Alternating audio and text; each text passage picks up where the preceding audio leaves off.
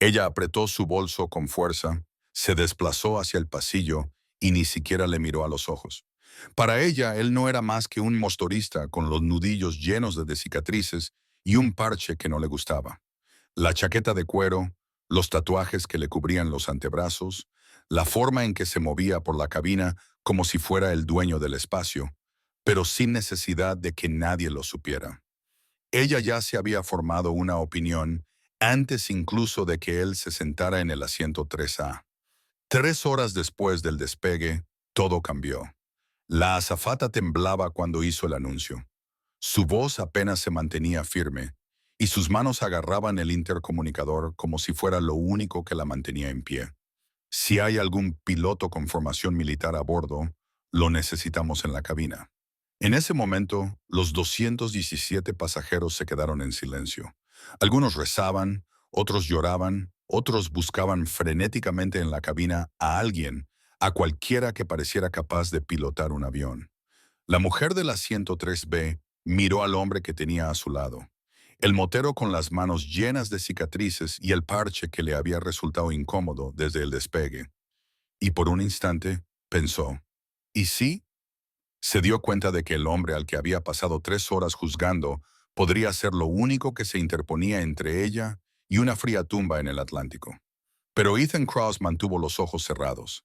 No porque no lo hubiera oído, ni porque no le importara, sino porque, 13 años atrás, su hija de 6 años lo miró como si fuera un extraño y le preguntó, ¿quién eres? Él le había hecho una promesa ese día, y a 37,000 pies sobre el Atlántico, con el capitán inconsciente y el avión perdiendo sistemas, esa promesa era lo único que lo mantenía en su asiento. Entonces, el hombre del asiento 3 hizo lo impensable. Se quedó exactamente donde estaba. Las luces de la cabina eran tenues. Fila tras fila de pasajeros se desplomaban en sus asientos, la mayoría de ellos dormidos, algunos mirando sus teléfonos con la mirada perdida. El zumbido de los motores era constante, rítmico, casi hipnótico. Eran las 4:47 a.m. en algún lugar sobre el Atlántico, y el vuelo 417 llevaba 3 horas en el aire. En el asiento 3A, junto a la ventana, un hombre permanecía inmóvil. Tenía la chaqueta de cuero sobre el regazo, los brazos cruzados con fuerza contra el pecho. La tinta se arrastraba por sus antebrazos.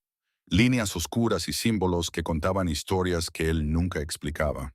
Tenía una barba espesa y los nudillos llenos de cicatrices. Era exactamente el tipo de hombre al que uno evitaría cruzándose por la calle. La mujer del asiento 3B se fijó en él en cuanto se sentó. Acercó un poco más su bolso, se desplazó hacia el pasillo y mantuvo la mirada al frente. No le dijo ni una palabra, no era necesario. Su juicio era lo suficientemente elocuente. Entonces, el intercomunicador crepitó. Se oyó la voz del capitán, aguda y seca, desprovista de la calma habitual. Aquí el capitán Reynolds. Si hay algún piloto de combate a bordo de este avión, necesito que se identifique inmediatamente ante el auxiliar de vuelo más cercano. La cabina se quedó en silencio. Algunas cabezas se levantaron. Los ojos se abrieron. La mujer del 3B se enderezó, conteniendo la respiración. El hombre del asiento 3A no se movió. Ni siquiera abrió los ojos, pero apretó la mandíbula, apenas perceptiblemente, y en algún lugar en la parte trasera del avión, en la última fila donde nadie quiere sentarse, un oficial militar retirado llamado Caleb Turner se inclinó hacia adelante en su asiento y miró fijamente hacia el pasillo, porque ya había visto esa reacción antes. Sabía lo que significaba cuando un hombre no se inmutaba ante el peligro, sino ante la responsabilidad. 3 horas antes, la terminal bullía con el caos habitual. Viajeros cargando equipaje, hablando por teléfono, buscando café antes de embarcar. Ethan Cross estaba de pie cerca de la puerta 14, con las manos en los bolsillos, observando a la multitud moverse a su alrededor como el agua alrededor de una piedra. Tenía 42 años, era delgado y robusto, con una postura que no se encorvaba ni siquiera cuando estaba cansado. Y estaba cansado, cansado hasta los huesos, con el alma pesada. Su teléfono vibró. Un mensaje de texto de su hija. No te olvides de las tortitas cuando vuelvas. Las buenas. Te quiero, papá. Sonrió y respondió rápidamente. Siempre. Yo también te quiero, pequeña. Guardó el teléfono en la chaqueta y se dirigió hacia la puerta de embarque. La gente se fijó en él. Siempre lo hacían. El cuero, las botas, el parche del club cosido en su chaleco, un esqueleto agarrando un acelerador, llamas enroscándose alrededor de los bordes. La mayoría de la gente apartó la mirada. Algunos se quedaron mirando un poco demasiado tiempo. Un guardia de seguridad cerca de la puerta lo observó por un momento, con la mano sobre la radio, y luego se relajó cuando Ethan siguió caminando con calma y sin prisas. A Ethan no le importaba. Hacía mucho tiempo que había dejado de preocuparse por lo que pensaran los desconocidos. Encontró su asiento 3A junto a la ventana. Siempre elegía la ventana. No era por la vista, era por la pared, algo sólido a su espalda. Viejas costumbres. La mujer del 3B llegó unos minutos más tarde. Una mujer de unos 40 años con traje de negocios y una maleta con ruedas que costaba más que su motocicleta. Ella lo miró una vez, luego otra, con expresión tensa. Se sentó sin decir nada. Inclinó el cuerpo hacia el pasillo y sacó su ordenador portátil como si fuera un escudo. Ethan no le prestó atención. Dobló su chaqueta sobre su regazo y apoyó la cabeza contra el frío plástico. El avión ascendió a través de las nubes, suave y constante. La cabina se sumergió en ese extraño silencio lineal que solo existe a 37,000 pies de altura. La respiración de Ethan era lenta, controlada, pero por dentro, detrás de sus ojos cerrados, estaba en otro lugar. Estaba de vuelta en la cabina de pilotaje. No en esta, en otra diferente, más pequeña, más rápida, más ruidosa. El tipo de cabina en la que cada decisión que tomabas podía acabar en fuego o en supervivencia. Y no había término medio. Había sido piloto de combate durante 12 años. Fuerza Aérea. Desplegado 4 veces.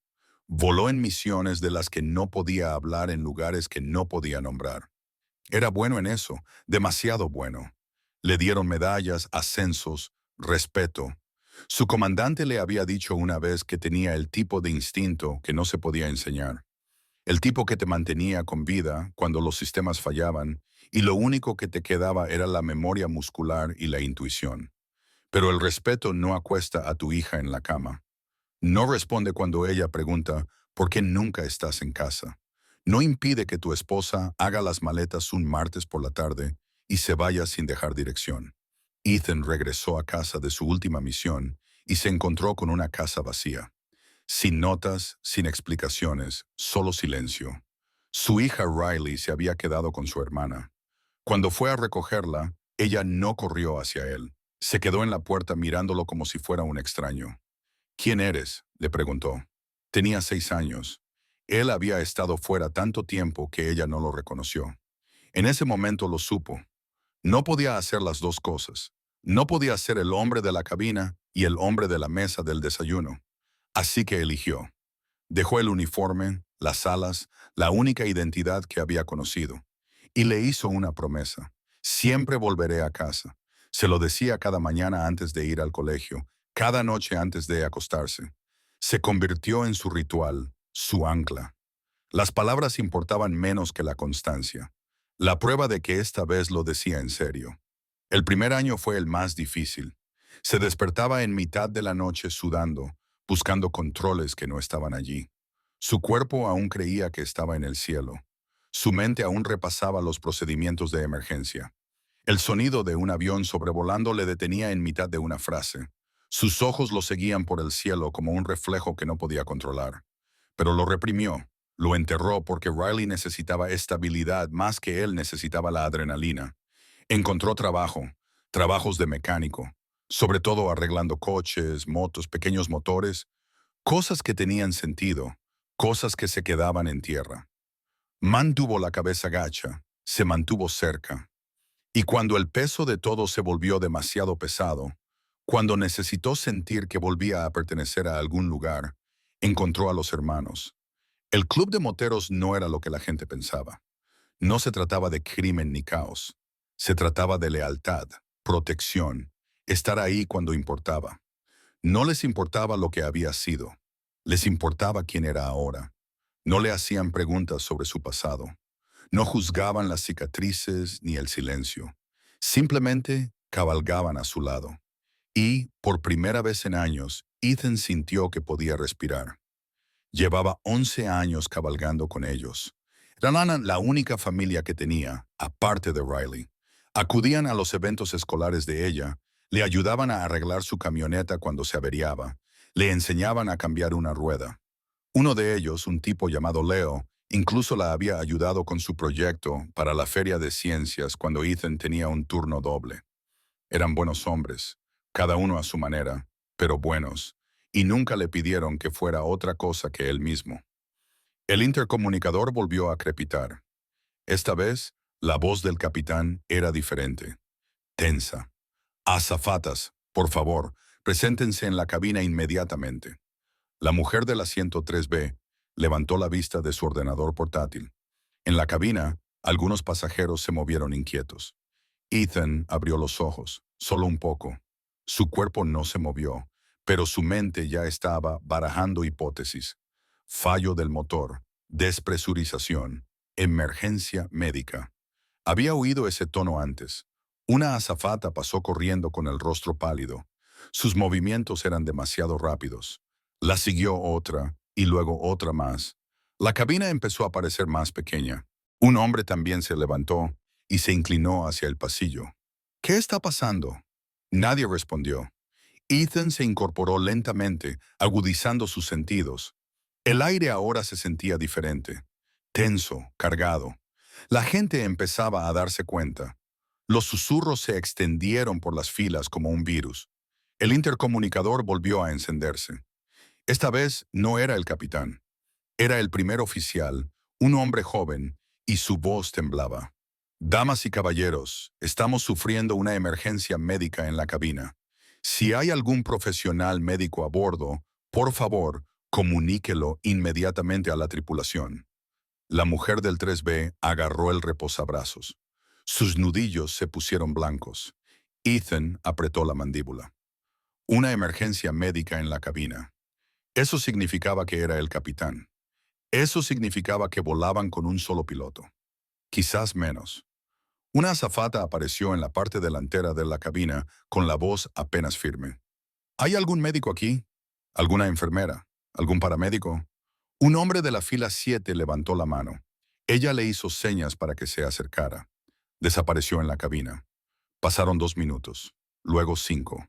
La puerta permaneció cerrada. La cabina estaba ahora en silencio. Todos contenían la respiración, esperando una noticia que no llegaba. Una mujer al otro lado del pasillo empezó a llorar en silencio. Su marido la rodeó con el brazo, pero tenía el rostro pálido. El ritmo cardíaco de Ethan seguía siendo estable, pero sus instintos gritaban. Algo iba muy mal. Entonces, el intercomunicador volvió a encenderse y esta vez la voz del copiloto se quebró. Si hay algún piloto de combate a bordo de este avión, necesito que se identifique inmediatamente ante el auxiliar de vuelo más cercano. La cabina se quedó en silencio, un silencio sepulcral. Ethan apretó la mandíbula y cerró los puños. La mujer a su lado se giró, con los ojos muy abiertos, escaneando la cabina como todos los demás. En busca de un héroe, un hombre de negocios al otro lado del pasillo se inclinó hacia adelante, con la voz temblorosa. ¿Qué significa eso? ¿Por qué necesitan un piloto de combate? Nadie respondió, porque todos lo sabían. Significaba que estaban en serios problemas. Significaba que el copiloto no podía manejar la situación solo. Significaba que alguien allí arriba estaba inconsciente, o algo peor. Ethan miró al frente. No se movió, no levantó la mano, no se puso de pie, porque hacía 13 años le había hecho una promesa a una niña que no lo reconocía. Y romper esa promesa, aunque fuera una sola vez, le parecía traicionar lo único que le quedaba. Caleb Turner lo había estado observando desde el anuncio. Caleb tenía 61 años. Era un retirado de la Fuerza Aérea con 26 años de servicio. Había pilotado aviones de transporte, entrenado a pilotos más jóvenes y visto más emergencias en la cabina de pilotaje de las que podía recordar. También había visto a muchos hombres en su vida, muchos mentirosos, muchos cobardes y muchos guerreros que fingían no serlo. Conocía esa mirada. La forma en que el cuerpo de un hombre se tensaba cuando aumentaba lo que estaba en juego. La forma en que cambiaba su respiración. La forma en que sus ojos no se movían con pánico, sino que se fijaban en un punto. Cálculo. El motociclista de la 103. Tenía esa mirada. Caleb lo había notado durante el embarque. La forma en que se movía por la terminal. Seguro pero no agresivo. Atento pero no paranoico. La forma en que revisaba las salidas sin pensarlo. La forma en que se sentaba y se orientaba inmediatamente en el espacio. Esos no eran hábitos civiles. Eran hábitos de operador. El tipo de hábitos que te inculcan hasta que se convierten en reflejos. El tipo que nunca pierdes, sin importar cuánto tiempo hayas estado fuera. Caleb se desabrochó el cinturón de seguridad y se puso de pie. Caminó lentamente por el pasillo, sin apartar los ojos de Ethan. Cuando llegó a la fila 3, se detuvo. Al principio no dijo nada. Solo se quedó allí, lo suficientemente cerca como para que Ethan no tuviera más remedio que prestarle atención. Ethan levantó la vista. Sus miradas se cruzaron. «No parecías confundido», dijo Caleb en voz baja. «Parecías preparado». La expresión de Ethan no cambió. «No soy piloto. No te he preguntado eso». La mujer del asiento 3B los miraba fijamente. También lo hacían las personas al otro lado del pasillo. Algunos pasajeros de las filas de atrás se inclinaron hacia adelante para escuchar. La cabina se había quedado tan silenciosa que se oían las voces. Caleb se inclinó hacia él y le habló en voz baja, pero firme. «No sé de qué estás huyendo, y no me importa, pero si tienes la formación necesaria y no das un paso al frente y este avión se estrella, tendrás que vivir con eso». Ethan sintió un nudo en el pecho. Tenía la garganta seca. ¿A quién le hice una promesa? A mi hija. La expresión de Caleb se suavizó. Solo un poco. ¿Qué tipo de promesa? Que siempre volvería a casa. Caleb asintió lentamente. Lo entendía. Él también había hecho promesas así. Promesas que se sentían como cadenas cuando el mundo te exigía más. Promesas que te mantenían despierto por la noche preguntándote si estabas haciendo lo correcto o si solo estabas siendo egoísta. «Entonces cúmplela», dijo Caleb. «Ayúdanos a aterrizar este avión y vuelve a casa con ella». Ethan cerró los ojos. Ahora le temblaban las manos, no por miedo, sino por el peso de la decisión. Pensó en Riley, en las tortitas, en cómo le abrazaba cada mañana antes de ir al colegio, con los brazos alrededor de su cuello como si tuviera miedo de soltarlo, en cómo le miraría si esta vez no volvía a casa. Y pensó en las 217 personas de este avión que también tenían hijas, hijos, madres, padres, promesas propias. Pensó en la mujer que estaba a su lado, la que tan solo unas horas antes le había tenido tanto miedo. Pensó en el chico de la cabina, probablemente apenas mayor que Riley dentro de 10 años, intentando mantener el avión en el aire por sí solo. Pensó en lo que se sentiría al quedarse allí sentado sin hacer nada. Dejar que el miedo ganara, dejar que una promesa se convirtiera en una excusa. Abrió los ojos, se levantó y se dirigió hacia la cabina. La azafata que estaba en la puerta lo miró, con los ojos enrojecidos y las manos temblorosas. «¿Es usted piloto?», le preguntó. «Soy Ethan». Ella se hizo a un lado sin decir nada más. La puerta se abrió y Ethan entró. El copiloto, un chico que no podía tener más de 28 años, se giró en su asiento. Tenía la cara empapada en sudor y las manos agarradas a los mandos como si fueran lo único que le impedía derrumbarse.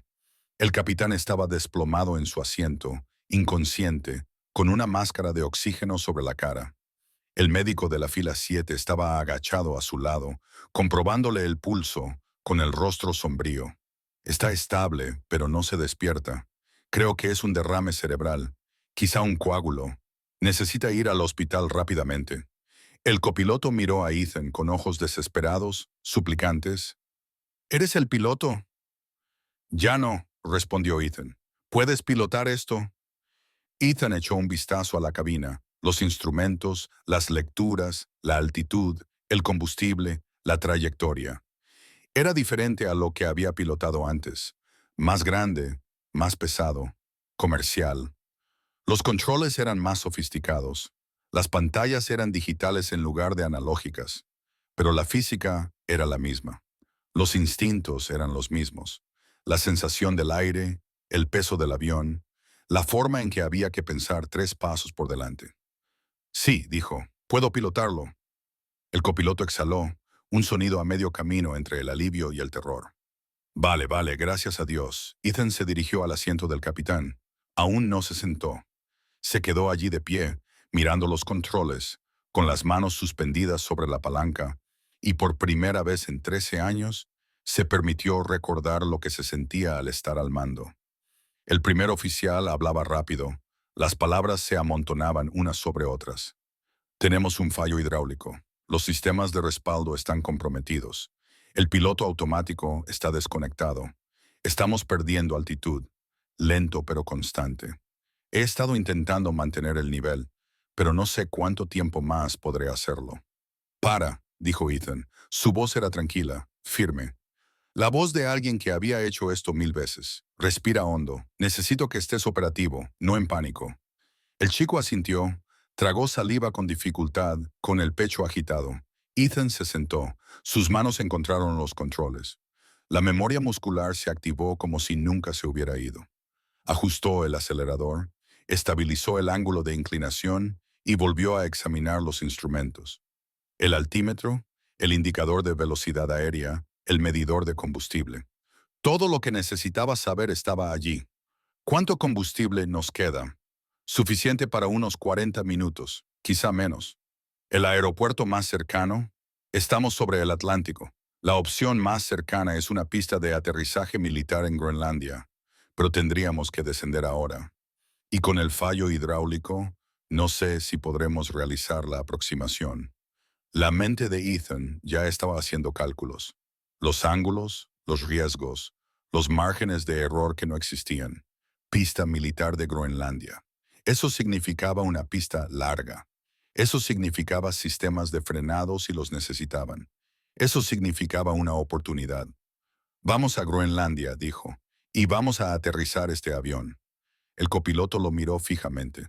¿Estás seguro de esto? Ethan no respondió de inmediato. No estaba seguro. No había estado seguro de nada en 13 años. Pero ahora estaba aquí y no había nadie más. Coge la radio, dijo Ethan. Diles que vamos a aterrizar. Pero no iba a ser fácil. A los 20 minutos de descenso, comenzaron las alarmas. Luces rojas, alarmas, sistemas fallando uno tras otro como fichas de dominó. El sistema hidráulico había dejado de funcionar por completo. Eso significaba que no había flaps, ni slats, ni frenado normal. El avión era un misil de 200 toneladas, sin forma de reducir la velocidad excepto por la resistencia y el empuje. El copiloto estaba en la radio coordinándose con la torre, con la voz temblorosa pero clara. Ethan manejaba el acelerador, lo único que le quedaba para controlar la velocidad. Pilotaba el avión como se pilotaría un planeador. Por intuición, por instinto, por memoria. Cada ajuste tenía que ser perfecto. Si aceleraba demasiado, entrarían demasiado rápido. Si aceleraba demasiado poco, se detendrían y caerían. Están despejando la pista. El copiloto dijo que tenían equipos de emergencia preparados. Camiones de bomberos, ambulancias, todo lo necesario, y estaban desplegando la cama de Arthur. A Ethan se le hizo un nudo en el estómago. Una cama de Arthur. Eso era militar. Era el último recurso. Era lo que se utilizaba cuando el avión no podía detenerse por sí solo. Era una franja de hormigón aplastable diseñada para romperse bajo el peso del avión, creando suficiente fricción para detenerlo.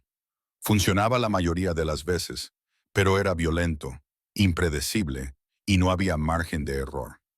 Si entraba demasiado rápido, se saldrían de la pista. Si entraba demasiado lento, se detendrían y caerían como una piedra antes de llegar a ella. La ventana para el éxito era tal vez 10 nudos de velocidad aérea, tal vez menos. Diles que vamos a aterrizar rápido, dijo Ethan. El copiloto transmitió el mensaje. Las manos de Ethan estaban firmes en los controles, pero su corazón latía con fuerza. Podía sentir el peso del avión debajo de él.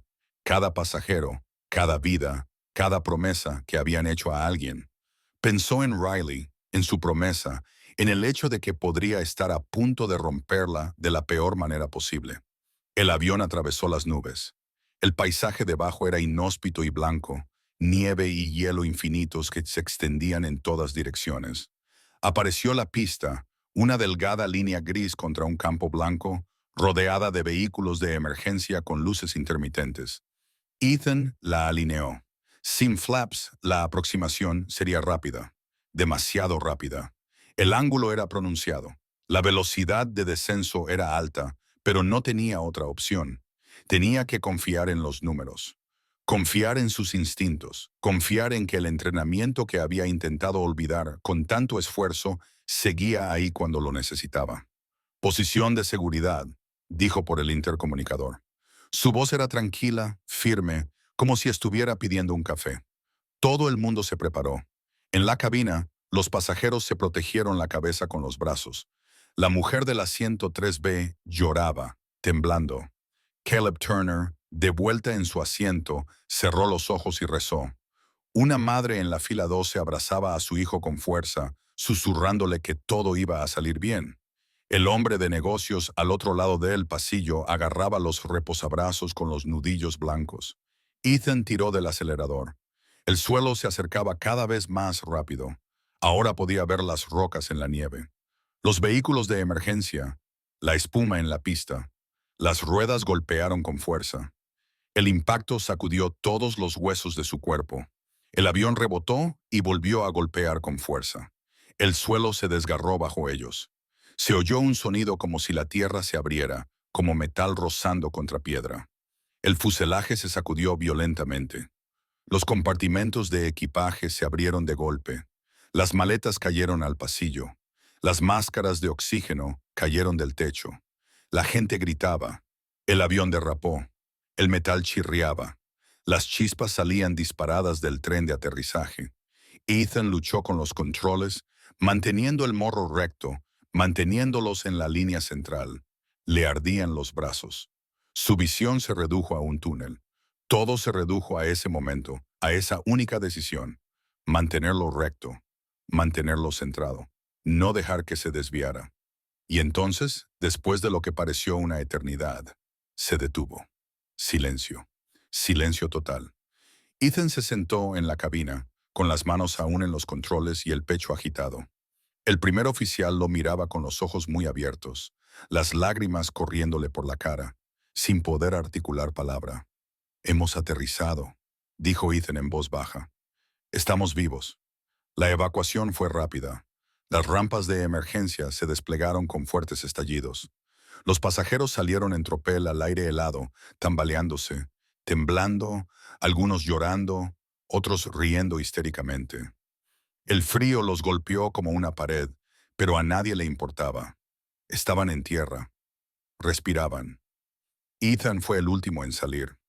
Se quedó al pie de la rampa, observando a la multitud, viéndolos abrazarse, viéndolos desplomarse de alivio, viéndolos darse cuenta de que aún respiraban. Vio a la madre de la fila 12 abrazando a su hijo, ambos llorando. Vio al hombre de negocios de rodillas en la nieve, con las manos presionadas contra la cara. Vio a desconocidos abrazándose, personas que nunca se habían hablado, unidas de repente por el hecho de haber sobrevivido. La mujer del asiento 3B lo encontró. Tenía el rostro bañado en lágrimas, el rímel corrido y el pelo revuelto. «Lo siento», dijo. Su voz se quebró. «Lo siento mucho, te juzgué». «No pasa nada», dijo Ethan. Ella negó con la cabeza.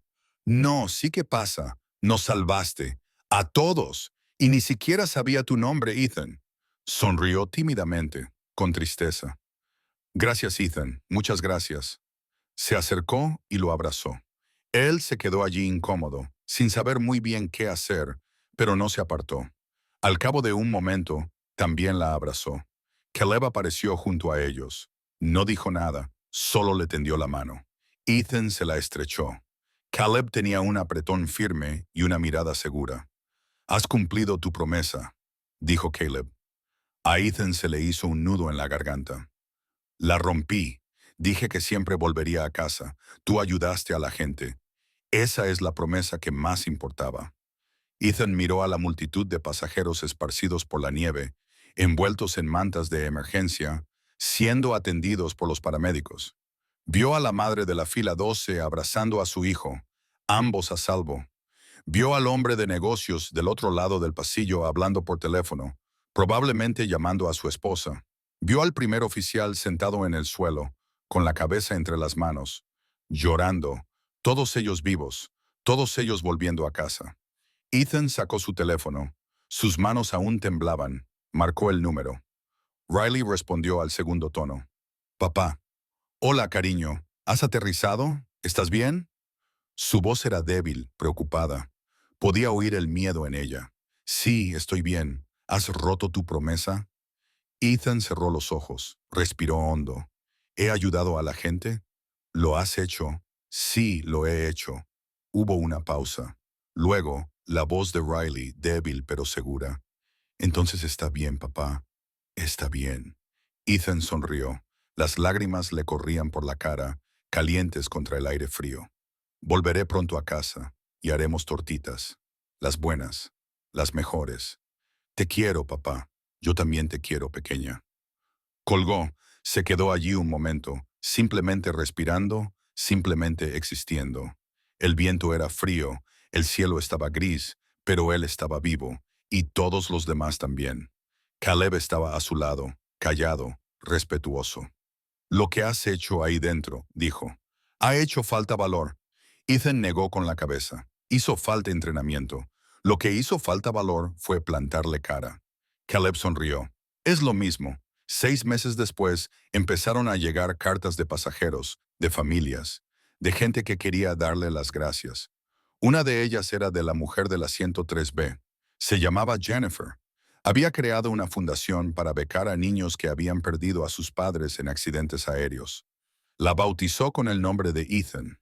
Le envió una carta explicándole por qué.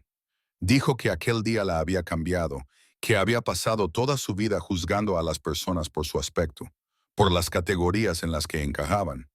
Y el hombre que le había salvado la vida no encajaba en ninguna de ellas. Quería honrar eso. Quería honrarle a él.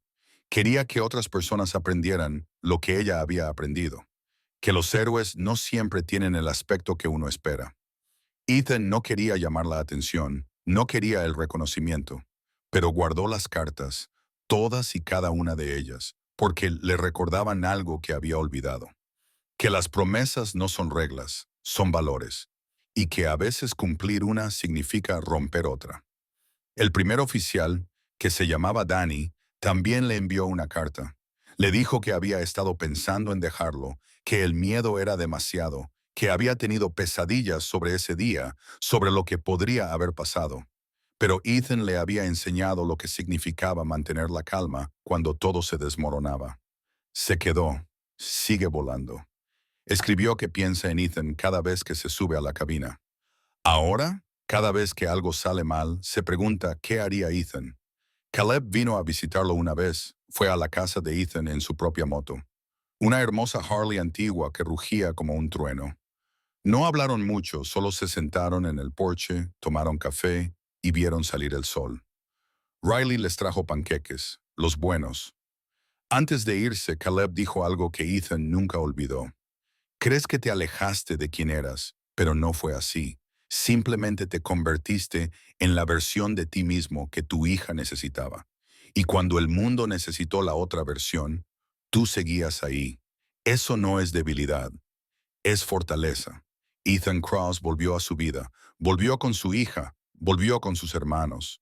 Seguía montando en moto, seguía vistiendo de cuero, seguía pareciendo el tipo de hombre al que la gente cruzaba la calle para evitar. Pero no le importaba porque sabía algo que ellos no sabían. Sabía que el hombre que ves no siempre es el hombre que necesitas.